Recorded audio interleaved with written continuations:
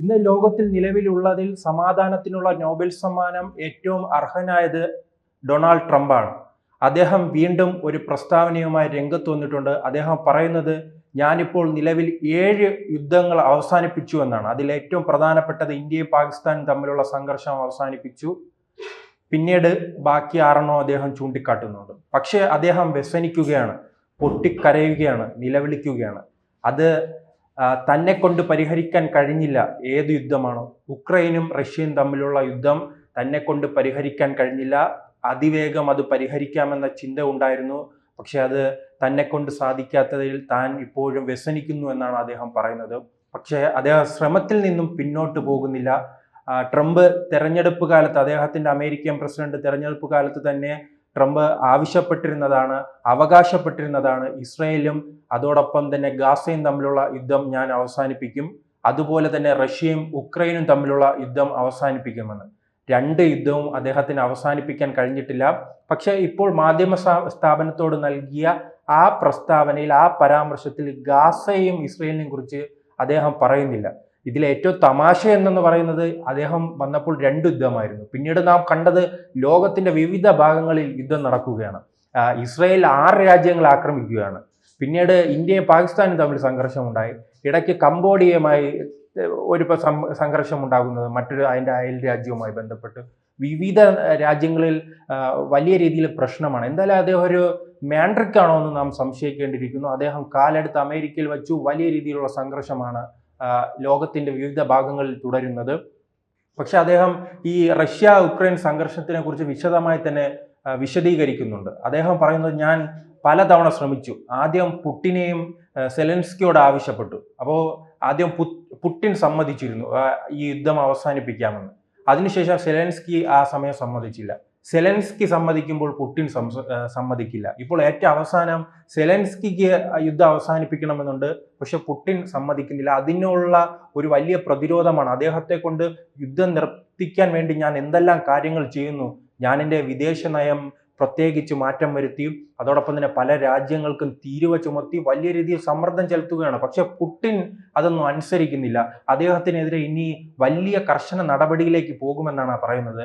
ഇദ്ദേഹത്തിന് പല വിദേശകാര്യ വിദഗ്ധരും ഉൾപ്പെടെ രാഷ്ട്രീയ നിരീക്ഷകരും പറയും പോലെ ട്രംപ് ഒരു കിളിപോയ നേതാവാണ്. ഇനി റഷ്യ ആക്രമിക്കുമോ, ഇനി വീണ്ടും ഒരു വലിയ യുദ്ധത്തിലേക്ക് കടക്കുമോ എന്നുള്ള കാര്യം നാം സംശയിക്കേണ്ടിയിരിക്കുന്നു. ഇസ്രായേൽ ഇറാനെ ആക്രമിക്കുന്ന സമയത്ത് നാം കണ്ടതാണല്ലോ.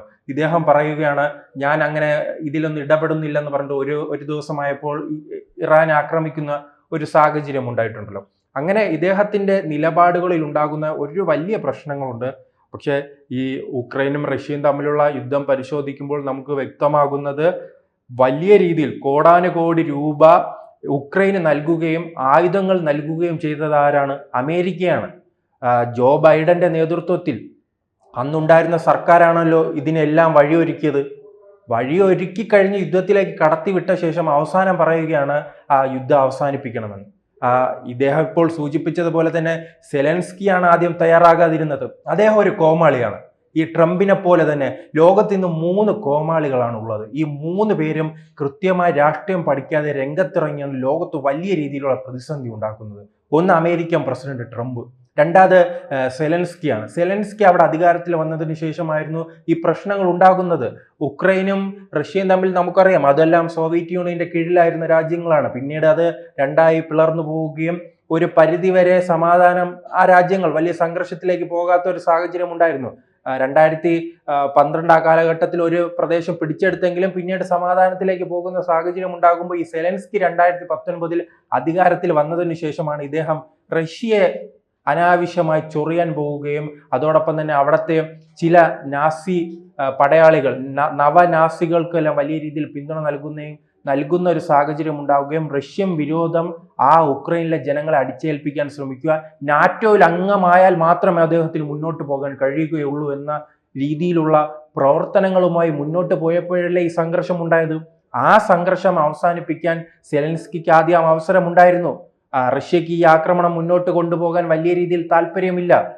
ഇപ്പോൾ ഒരു രാജ്യത്തിനും യുദ്ധവുമായി മുന്നോട്ട് പോകാൻ താല്പര്യമില്ല. അതിൽ ഏറ്റവും കൂടുതൽ ജനങ്ങളെ അത്ഭുതപ്പെടുത്തുന്ന, സാധാരണക്കാരനെ അത്ഭുതപ്പെടുത്തുന്ന ഇസ്രായേലിലെ യുദ്ധമാണ്. ഇപ്പോൾ 2 വർഷത്തിലധികമായി ആ രാജ്യം യുദ്ധത്തിന്റെ വിവിധ രാജ്യങ്ങളെ ആക്രമിക്കുകയാണ്, യുദ്ധത്തിന് വേണ്ടി വലിയ പണം മുടക്കുകയാണ്. ഇപ്പോൾ ഇന്ത്യ ചൈന ബന്ധം നോക്കൂ. ഇന്ത്യ ചൈന സംഘർഷം ഉണ്ടാക്കാത്തതിന് കാരണം ആ രാജ്യങ്ങൾ ലക്ഷ്യമിടുന്ന വികസനമാണ്. അവർ യുദ്ധമുഖത്ത് നിൽക്കുകയാണെങ്കിൽ, രാജ്യങ്ങൾ യുദ്ധമുഖത്ത് നിൽക്കുകയാണെങ്കിൽ വലിയ രീതിയിലുള്ള സാമ്പത്തിക പ്രതിസന്ധി ഉണ്ടാകും. അത് പരിഹരിക്കണമെങ്കിൽ യുദ്ധം അവസാനിപ്പിക്കണം. അതുകൊണ്ട് തന്നെയാണ് റഷ്യയും തുടക്കത്തിൽ അങ്ങനെ ഒരു ആഗ്രഹം പ്രകടിപ്പിച്ചിരുന്നു, യുദ്ധം അവസാനിപ്പിക്കുക, ചെറിയ രീതിയിലുള്ള ആക്രമണം നടത്തി അവർ നിർത്തലാക്കാൻ ശ്രമിച്ചപ്പോൾ സെലൻസ്കി വീരനായകനാകുകയാണ്. അദ്ദേഹത്തിന്റെ ഓഫീസിൽ ഇരുന്ന് ലൈവ് ചെയ്യുന്നു, സമൂഹ മാധ്യമങ്ങൾ ഉപയോഗിക്കുന്നു, താനെന്തോ വലിയ ധീരനാണ്. അദ്ദേഹം ഒരു ഹാസ്യ കഥാപാത്രമായിരുന്നു. അദ്ദേഹത്തിന്റെ ഹാസ്യ കഥാപാത്രമായി ഈ സീരീസുകളിൽ അഭിനയിച്ച, ടെലിവിഷൻ ഷോകൾ അഭിനയിച്ച അദ്ദേഹം വിചാരിച്ചു ഞാൻ ജീവിതത്തിൽ എന്തോ വലിയ നായകനാണെന്ന ചിന്തയായിരുന്നു.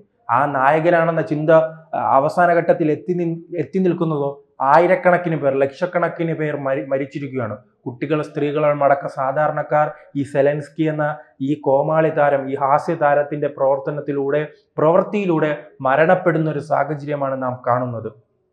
പിന്നെ റഷ്യക്ക് ഈ സൈനികരെ പൂർണ്ണമായി തന്നെ യുദ്ധത്തിൽ പങ്കെടുപ്പിക്കാൻ തന്നെ താല്പര്യമില്ല. അതുകൊണ്ട് തന്നെയാണ് ഉത്തര കൊറിയയിൽ നിന്നും 10,000 സൈനികരെ തങ്ങളുടെ പാളയത്തിൽ എത്തിച്ച് യുക്രൈനെതിരെ യുദ്ധം ചെയ്യുന്നത്.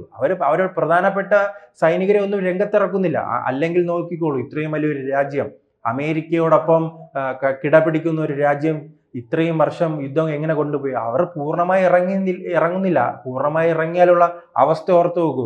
ഇപ്പോൾ ഞങ്ങളുടെ കയ്യിൽ ആണവായുധമുണ്ട്, ഞങ്ങളുടെ കയ്യിൽ പീരങ്കിയുണ്ട്, ഞങ്ങളുടെ കയ്യിൽ AK-47 ഉണ്ടെന്ന് വെല്ലുവിളിച്ച് നിന്ന പാകിസ്ഥാന്റെ അവസ്ഥയോ 2-3 ദിവസം കൊണ്ട് പൂർണ്ണമായി തന്നെ തീർത്തു കൊടുക്കാൻ ഇന്ത്യക്ക് കഴിഞ്ഞില്ലേ? അപ്പോൾ പാകിസ്ഥാനേക്കാൾ ഒരു ചെറിയ രാജ്യമായ ഉക്രൈനെ തടഞ്ഞു നിർത്താൻ റഷ്യക്ക് ഇത്രയും വർഷം എടുക്കേണ്ടി വന്നത് എന്തുകൊണ്ടായിരിക്കും? അതാണ്, റഷ്യക്ക് ഈ യുദ്ധവുമായി മുന്നോട്ട് പോകാൻ താല്പര്യമില്ല. പക്ഷേ ഇപ്പോഴുള്ള സെലൻസ്കിയുടെ ഇത്തരം രീതികളാണ് ഈ പ്രശ്നങ്ങൾക്ക് കാരണം. എന്തായാലും ട്രംപ് അവസാന ഘട്ടത്തിൽ അത് തുറന്നു പറഞ്ഞിരിക്കുകയാണ്. ഉക്രൈൻ യുദ്ധം തനിക്ക് പരിഹരിക്കാൻ കഴിഞ്ഞിട്ടില്ലെന്ന് അദ്ദേഹം തുറന്നു സമ്മതിച്ചിരിക്കുകയാണ്. അദ്ദേഹം തുറന്നു സമ്മതിക്കുമ്പോഴും ചിലപ്പോൾ രാവിലെ തുറന്നു സമ്മതിക്കും, രാത്രിയാകുമ്പോൾ അത് മാറ്റിപ്പറയുന്ന രീതിയാണ് ഉണ്ടാകുന്നത്. പിന്നീട് ഈ പാകിസ്ഥാനും ഇന്ത്യയും തമ്മിലുള്ള സംഘർഷമുണ്ടല്ലോ, താനാണ് നിർത്തലാക്കിയത്. അതാണല്ലോ ഇന്ത്യയോട് അദ്ദേഹത്തിനുള്ള വൈരാഗ്യം. ഇന്ത്യ പാകിസ്ഥാൻ സംഘർഷ സമയത്ത് പാകിസ്ഥാൻ അമേരിക്കയോട് സഹായം അഭ്യർത്ഥിക്കുകയും പിന്നീട് അത് ഇന്ത്യ ഇടപെട്ട് പരിഹരിക്കുകയും ചെയ്തു. പക്ഷെ അതിനെല്ലാം ഞാനാണ് ചെയ്തതെന്ന് അദ്ദേഹം പറയുകയാണ്. ഇന്ത്യക്ക് അതിന്റെ ആവശ്യമില്ലല്ലോ. ഇന്ത്യ വർഷങ്ങളായി തന്നെ ഇന്ത്യയുടെ നിലപാടാണ്, ഒരു പ്രശ്നം ഉണ്ടാകുമ്പോൾ മൂന്നാമതൊരു രാജ്യം ഇന്ത്യയുടെ കാര്യത്തിൽ ഇടപെടേണ്ട എന്നത് എല്ലാ വിഷയത്തിലും ഇന്ത്യ തുറന്നു പറഞ്ഞിട്ടുണ്ട്. അത് ജമ്മു കാശ്മീർ പ്രശ്നമായാലും ഇന്ത്യ പാകിസ്ഥാൻ പ്രശ്നമായാലും സാമ്പത്തിക പ്രശ്നമായാലും ഇന്ത്യക്കറിയാം, കൃത്യമായി തന്നെ ഇന്ത്യക്കറിയാം. അത് ചിലപ്പോൾ നരേന്ദ്രമോദി ആയാലും, നാളെ ആ സ്ഥാനത്ത് മറ്റൊരു പ്രധാനമന്ത്രി ആയാലും, മുൻപ് മൻമോഹൻ സിംഗ് ആയാലും, നരസിംഹറാവു ആയിരുന്നാലും, രാജീവ് ഗാന്ധി ആയാലും, ഏത് പ്രധാനമന്ത്രി ആയിരുന്നാലും അത് ഇന്ത്യയുടെ നിലപാടാണ്. അതിലങ്ങനെ വെള്ളം ചേർക്കാൻ ഇന്ത്യ തയ്യാറല്ല.